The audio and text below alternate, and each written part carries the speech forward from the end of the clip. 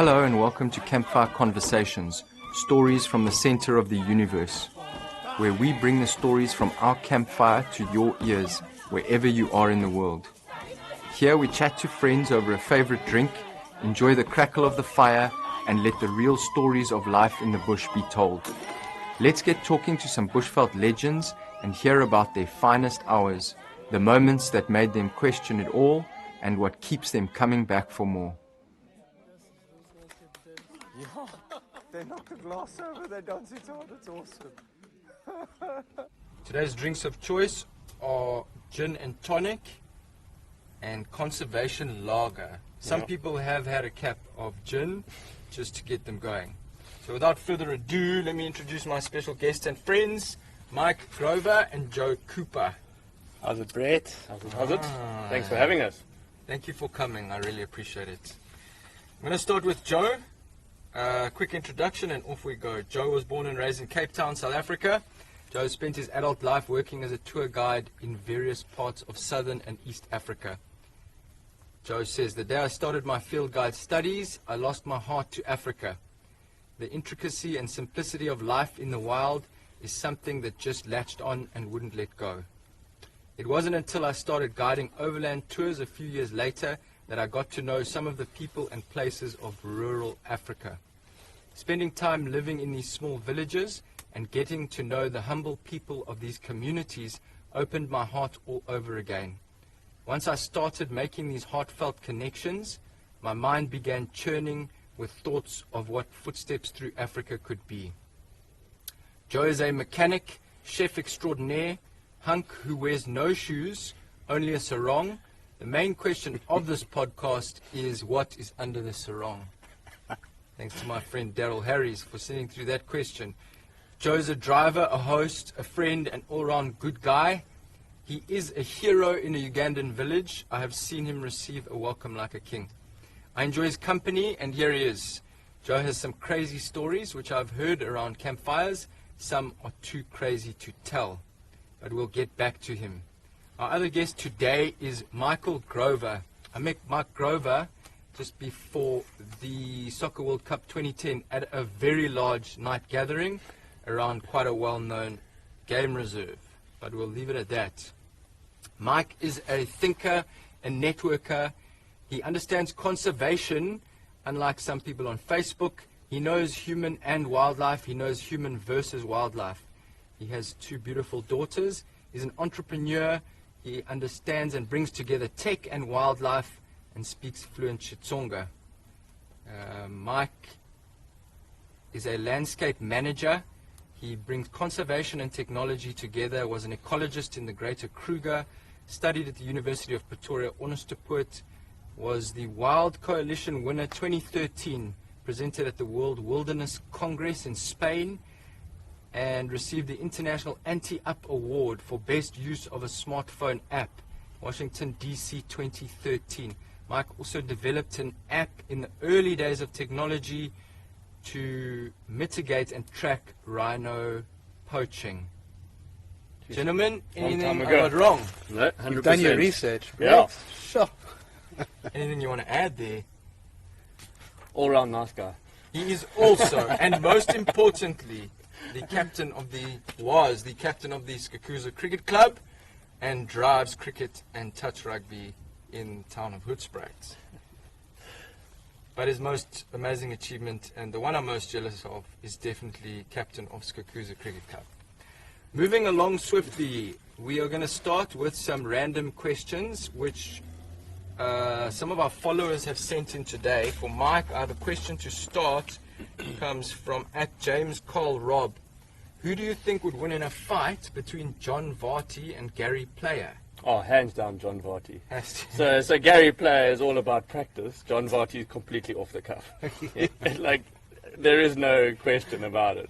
Love the answer. Okay, good. I like that. I know some friends who debate that, but I like that. Money's on John Varty, baby. Joe Cooper. Random. So from Africa Come Alive, one of the first female rangers at Mala Mala. She says, who is your favorite wellness guide and what is the biggest fish you have caught? The biggest fish I've caught is probably about a 15 centimeter trout. Jeez, okay. Caught in the Nile River. So it didn't live up to its reputation of these massive Nile perches. My favorite wellness guide. Brett, are you a wellness guide? I'm well for some people. Absolutely you are. There you go. Brett Horley himself. Okay. I have a question here from Craig Edmund. It says, who's the worst birder in the Wild Boys for Life Birding Club? So I'll take that. The worst birder in the Wild Boys for Life Birding Club is at the Law 777 by far. So it goes out to you, my friend. From Byron Lotter, a very, very good friend and the captain of the Jocks of the Bushveld. Mike, what is your most epic wildlife encounter? Jeez, it's a hard one to answer because there's a lot. But I think the thing that springs to mind is always those situations that most people aren't fortunate enough to sort of see. So it's not on a game drive, it's the behind the scenes stuff that I was able to be involved in. Rhino capture, darting lions and stuff. I think probably the wildest was we had a couple lions that had been, they thought that they'd eaten a rabid dog, and so we had to try and vaccinate them for rabies. And it was 3 youngsters that had been sort of quite shy and been away from the pride and were very skittish. And we couldn't find them for, 2 days, and you've got like a 72-hour window that you can give them the vaccination and treatment and try and see if you can alleviate the possibility of them getting rabies. And we'd been driving around for hours trying to find these lions. We'd baited, we'd called, we'd dragged things and just didn't seem to be getting anywhere. And my wife at the time was with me. I think she was about 6 months pregnant. And it was about, 11 o'clock, 12 o'clock, so getting hot in the African bush, and we decided, right, this is the last one. We're going to drag this carcass, and then if they don't come, then we'll head on home. And she was sitting on the back. I'm not actually sure why. I probably chucked her out because it was more comfortable. I actually don't know why, but she was sitting on the back, and we were bolting along. And I got to the end of where we were going to go, and I just said, no, we're not going to find them. So I'll just drag this carcass off, and I'll go and unhook it.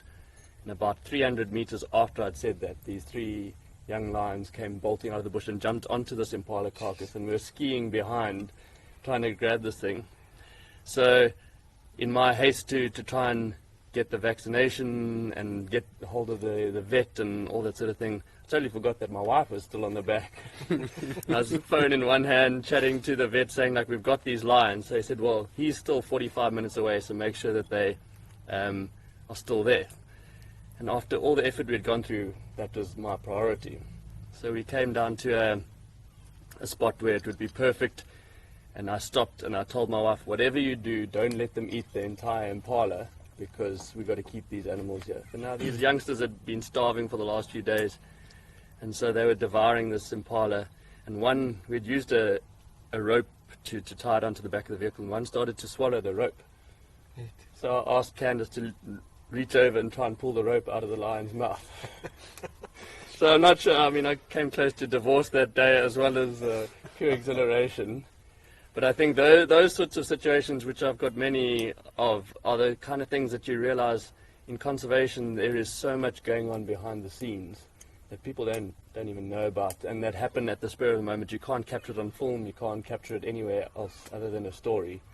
And I think that one stands firm in my mind, that these sort of 1.5, 2-year-old lions skiing behind the bucky and then trying to gobble that impala so quickly that we had to pull the rope out of the throat. Sure. So, That is awesome. yeah. That's an epic wildlife encounter. That's cool. That's very cool. Thank you, Mike. Okay, Joe, what have we got here? From a good friend of mine, Wildlife Lou, and I've had some amazing experiences. He says, what is your most memorable wildlife experience on foot and why? I think we can adapt that. So what is your most memorable wildlife experience? Sure.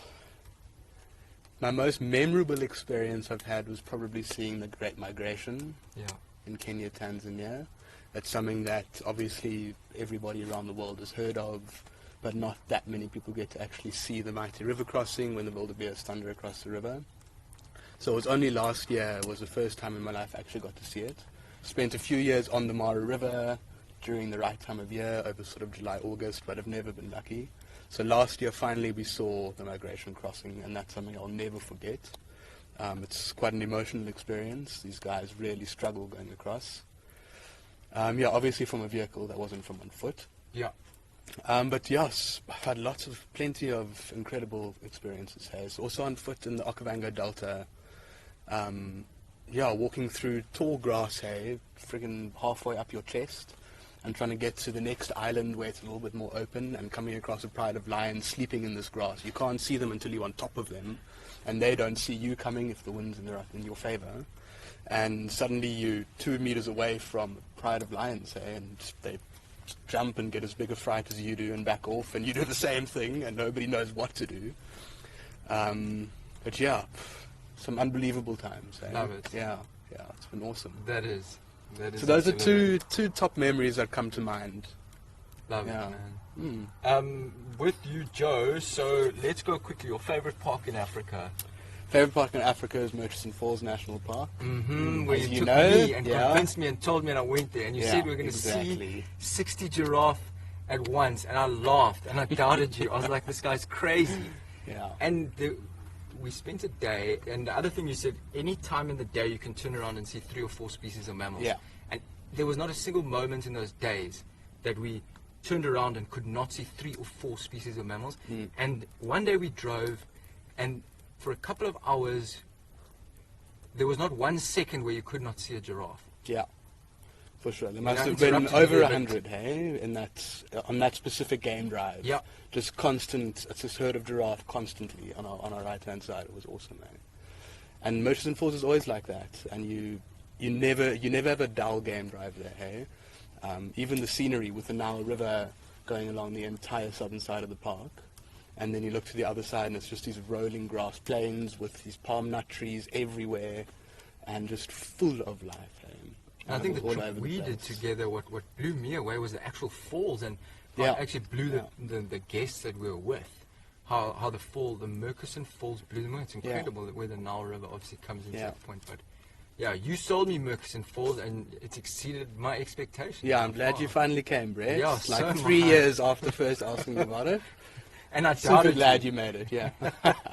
My Yeah. favorite park in Africa, Yes, that's a really tough one. Can I give 2? 100%. So I think undoubtedly the Sabi Sand, Yeah.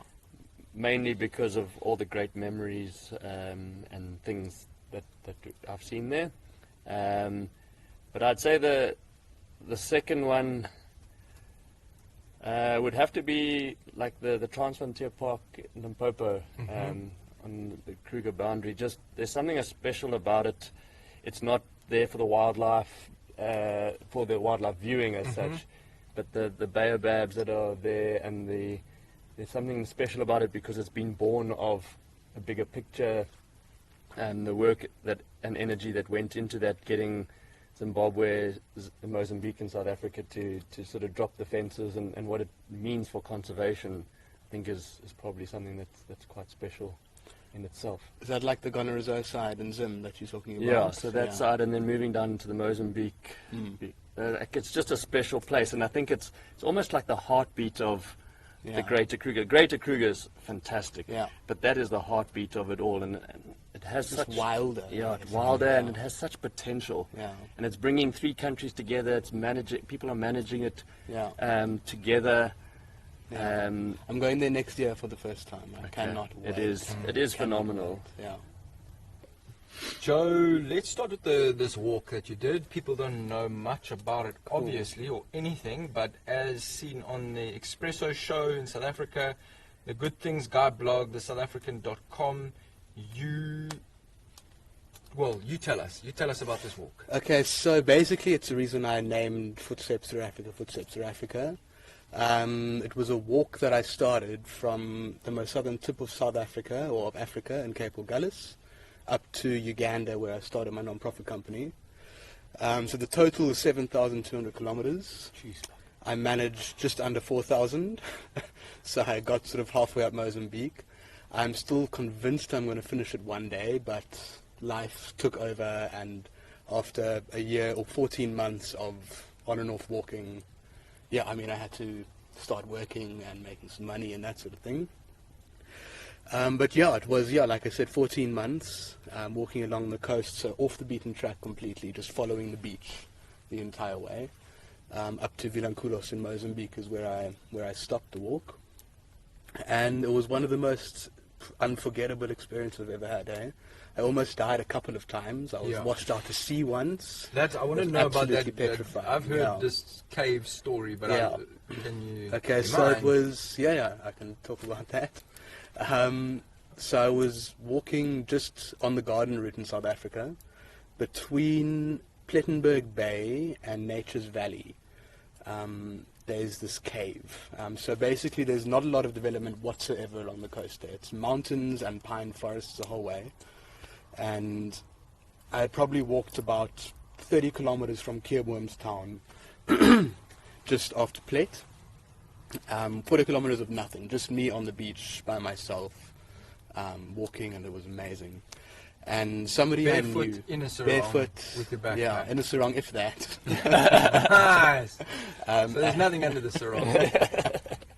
And and a 28 kilogram backpack on my back, and music, and just having a good time on the beach. And a friend of mine that had a house in Keurboom had told me that further down the beach there's this cave that you can only cross during low tide. So I was obviously watching the tides through my whole walk, because I only like walking at low tide when the sand's nice and hard. Soft sand is a killer with a big backpack on your back. So I reached the point of the cave sort of probably around midday, and I knew that 3 p.m. was low tide exactly. So I just waited around until 3 p.m. And I went through this cave, and the cave sort of went out into the ocean, and then you walk around in the ocean, around the cave, then back up to the coastline again, onto the beach. So at 3 o'clock I went into this cave, probably walked about 10 meters in, and then you have to turn right and go into the ocean itself. And it drops down into the water, and I looked, and it was still looking rough, So there were still waves crashing into this cave, and I was just thinking, sure, this is low tide. I'm glad I didn't try at high tide. Anyway, I just thought this is the time to do it, so I just stepped in and I started walking, and as soon as I stepped in, I just went right down. I couldn't touch the bottom. My backpack was like pushing me over and pushing my face into the water, and the swell just pulled me out of the cave and into the open ocean. And I was trying to grab onto the walls. I couldn't grab onto anything. And I was swimming and swimming as much as I could, but with this big backpack on with my entire life in it, couldn't make any progress. So I took one arm off the backpack and started swimming holding the backpack. And I just thought, sure, I mean, what the hell else am I going to do now, you know? And then luckily I turned around. It felt like it had been 20 minutes of struggling. In reality, it was probably 5 minutes or less. But I looked around, and there was this big wave coming back to the cave. So I was just like, okay, this is my only chance. I just started swimming with the wave, and luckily the wave swept me back into the cave, smashed me against rocks, and into the cave itself, to the point where I could grab on and pull myself onto the ledge again. And now my backpack with my life in it was soaking wet, and now weighed over 40 kilograms, dripping with water. And I had to no music. And no more blimmin' music. Yeah, the whole time I had my phone in my hand. I even started the walk through the cave doing a video, and then splashed into the water and my phone turned off. Luckily it didn't break. But I managed to pull myself out of the cave, pull my bag out of the cave, and backtracked, And I phoned friends of mine in Nature's Valley, which was another 15 k's past the cave, and I just looked on my GPS where the closest little gravel road was, and it was probably about another 15-kilometer backtrack. Oh, so you can't claim that you went all the way along the coast, These guys fetched me, hitched a ride for that little section.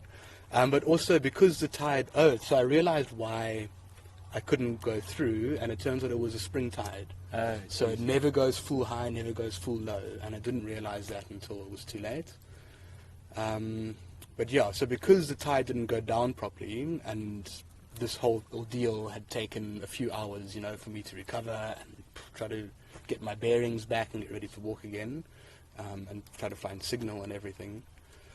The tide had started rising again, and I couldn't backtrack to Keerboom's town, so I had to try to climb over these cliffs, which I couldn't do because it was too steep. So I ended up sleeping on a massive rock with ocean on either side of me, and I just lay there and spent the night sleeping. I remember phoning people from the rock as well. How's it? Where are you? What I'm you doing? doing? Yeah. But yeah, and then the following day I managed to walk over this mountain, and friends of mine picked me up on the gravel road, and took me around to the highway and around to Nature's Valley. And then I carried on from there. And did you meet people along the way that walked with you at all? Yeah, I did, hey. I had 4 people, or 2 girls walked with me for 3 weeks on the wild coast, east coast of South Africa, which was very cool. I had a group of 3 Belgians that I met at a backpacker one night, also walked with me for about a week, between 2 little backpacker towns on the wild coast. And yeah, here and there, people just, if it was for a day, 2 days, and 1 person for an entire month walked with me. Yeah, it was great to have company, but also it was great to have company for the first few days. And then it was like, okay, I'll walk ahead. Hope you're not going to hear this. No, it was great to have company all the time. So, okay, that's an incredible story. You were close to dying, I guess. It felt like it. Yeah.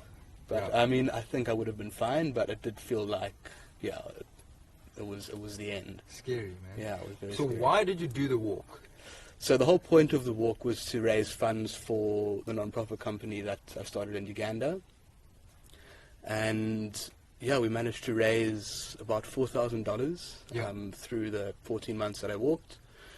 And yeah, it went towards the community projects that we have there. It's mainly supporting education. We've built a library there, 2 libraries there, helped build a new school, got a cultural center, and that was all made possible from donations, mainly from the walk, but also constant support from people around the world over the last 4 years. No, and it's incredible. I've obviously been there, and this is on the border of Windy Impenetrable National Park in Uganda, where people are going to see the last remaining mountain gorillas on the planet. And this brings me to Mike, but the communities on the outside of a park like that, for example, in the same situations are just repeating themselves throughout Africa, where what's on the outside, what's on the inside, and the influence that you, Joe, and your supporters have had on the outside of a park which has so much pressure, Windy National Park, and how key education is. But Mike, I'd like you to jump in terms of your experience, and I don't want to get too nitty gritty, but let's touch on this inside and outside of the parks and communities. It is this is where you excel, and this is where Mike makes a difference. So basically go wherever you want to go with it. Yeah, I think it's been a journey of mine, working inside a protected area with a very strong fence, and seeing the value of that and the opportunities that brings in terms of ecotourism and potential there and jobs and things. And then also being on the outside. My kids went to school in a community outside of a reserve, and That's right. you go and pick your kids up, and you're seeing people who you've been told are poachers, and you have that negative connotation, but they're actually just parents. Yep. And I think that's the reality of Africa, and it's what we have that is so difficult but so special at the same time. A lot of Europe has lost their wilderness areas, and people are just there, and they're trying to bring it back. So you have the Netherlands trying to conserve little hedges along the way so that they can have badgers. Yet we've got the complete opposite. We've got these incredible natural areas that people are a part of. And what we tend to try and do is push people out so that we can conserve it. What we should be doing is bringing people in so that they conserve it. Yeah. And I think that's the reality that I've seen in a lot of my work and a lot of my travels, is that the moment you exclude people, they don't feel any value of what that area is, and they don't see the benefits of saving it. So why do it? And I think it's a very simple take-home message that I always see in any park is, If people don't see value in what you're trying to do, then there's no reason for them to do it. Yes, you can tell them that there are 12,000 people employed by this, but if they are not employed or they don't see direct benefit, they're not going to care about somebody else getting employed. They want to see some sort of benefit. And I think we run the risk of, we always think that it's a monetary value. It's not. Like, the ability for people's voice to be heard, to be part of a decision-making team or committee or whatever, the ability for people to maybe even go and harvest things, simple food, medicines, medicinal plants, thatching grass. Like, I've stood with farmers that have watched the management of protected areas burning fire breaks, and their cattle are starving on the outside. And they've been in tears, saying, like, that used to be our land, we were chucked off, and now we can't even touch it because of regulations. Those are difficult conversations and experiences to have. And I think that's where I really see Africa has an opportunity, is most of our best conservationists are people that know the area so well because they've lived in it or around it. And we've got to keep pushing that. The moment we put a fence up, we start to change the dynamic. And it's not easy to do, because your first way to protect something is to keep it safe. But you have to start working a different way around and trying to figure out how you incorporate people into looking after that, so that they sort of need the nature. No, that's awesome. And, you know, Mike, that's a powerful word. I've obviously known you for a long time. I've been a big fan of yours, and I think Mike does what a lot of people talk about, and the whole thing of, you know, the need for African people around these parks to have a vested interest on the inside, and what you do this is vital, you know, and what you just said in the last 5 minutes, this is key, more key than everything. And, you know, Mike is fluent in Xitsonga, he understands the culture, he understands the people, he sits with the Indunas, he knows how many cattle people have, where they graze, he understands the lodges, the conservation, and actually how this whole circle fits together. So, and they're all at their place, and that's the irony of it all, is that we think that they mutually exclusive. Like, people complaining that there's cattle moving through the Masai Mara miss the fact that some of the best photographs are taken of herdsmen walking through the Masai Mara. We can't think that we're purist. We are not. We as humans have tainted the entire earth, whether it be Antarctica or like New York City. We've tainted everything. And I think what we have to try and do is, how do we live with that nature, and how do we get people to benefit from everything that we're doing? So safari products are fantastic, and people going there need to experience it. But you've got to understand that seeing somebody walking their cattle through an area, if they're allowed to do it, and if there's things like that, is part of the process. Driving those really bumpy, crappy roads all the way in is part of the process. It's part of being the adventure that you want to go on, but also being part of what people go through. So you drive where you are. Exactly. So you drive it once to get to a national park, and you're like, geez, this 6-hour drive is killing my back. Now you think people have to do that every time they want to go to their clinic. And they probably don't own a car, so they walk most of the way, or they go in a bus that's crammed full. Like, things are very different when you see the other side. And communities have this ability to be for a project and for something if they see a benefit, and we don't recognize how important that is when you do something. I mean, like, just your walk and the fact that you've got a library for kids at the interface of a national park. Like, they don't have to leave that area to go and get education or to go and get access to knowledge. It doesn't have to be a full education. It can be access to knowledge. It can be internet. They can stay in their village where they love, and they have the sounds of the forest right there. They don't have to leave that area. And also what you were saying earlier about incorporating communities in the conservation and keeping people in the area, and they help conserve it. It's exactly what happened with the Maasais again in Ngorongoro Crater. They were always allowed to take their cattle down into the crater to feed, and in 2015 the government said they can't go into the crater anymore. And since then they've started resenting tourists coming in. Because of tourists being there, they can't take the freaking cattle to go and graze where they've been doing for generations and generations. And the ecology, like, that area grows, the grass grows so damn fast that you can herd those cattle through if you did it correctly.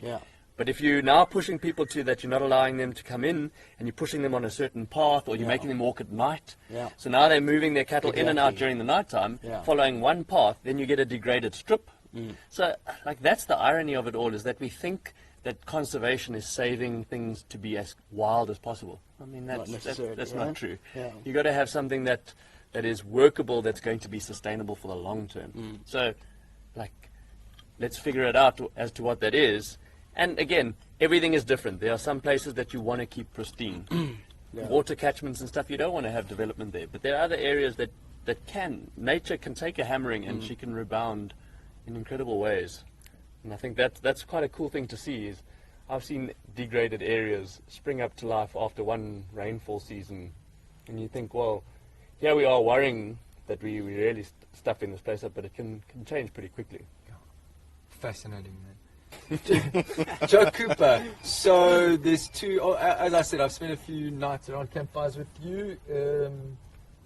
There's two stories that I'm keen to hear, but it's up to you, man. So the floor is yours. Okay, so I'll start with the xenophobic one because this was in the same to run off month. our conversation. Yeah, it was in the same month last year. Then the xenophobia incident happened first.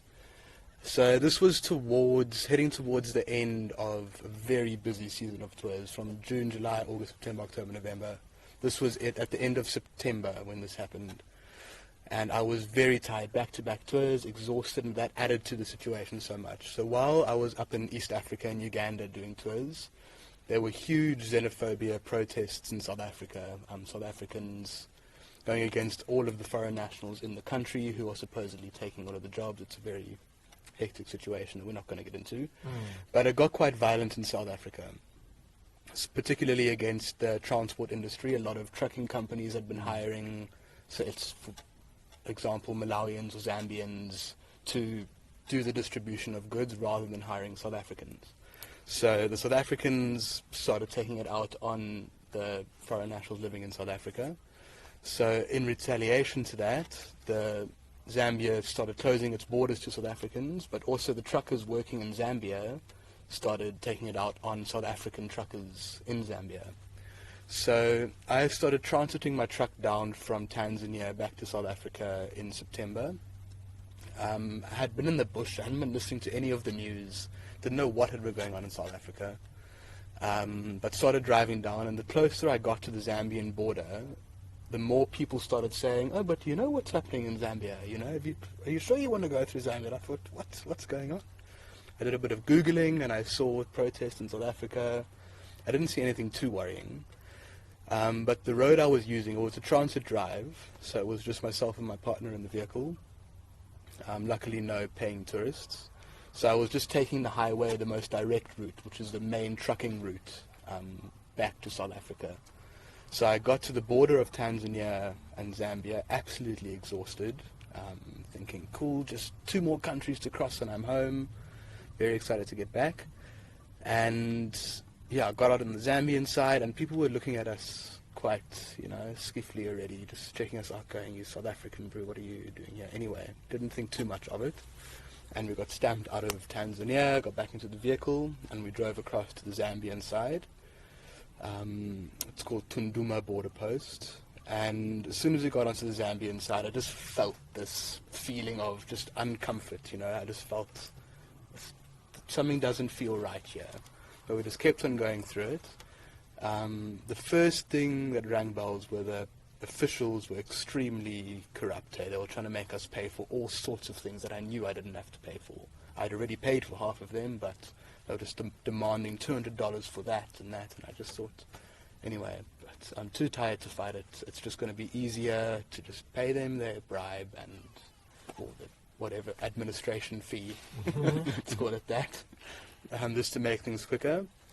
And we got back into the vehicle, and just as we left the border post, these people sort of started going around the vehicle and looking at the number plate, and there was this one guy that screamed, "You are South African, you're South African, what are you doing here?" And then my heart just sank, our hearts just sank.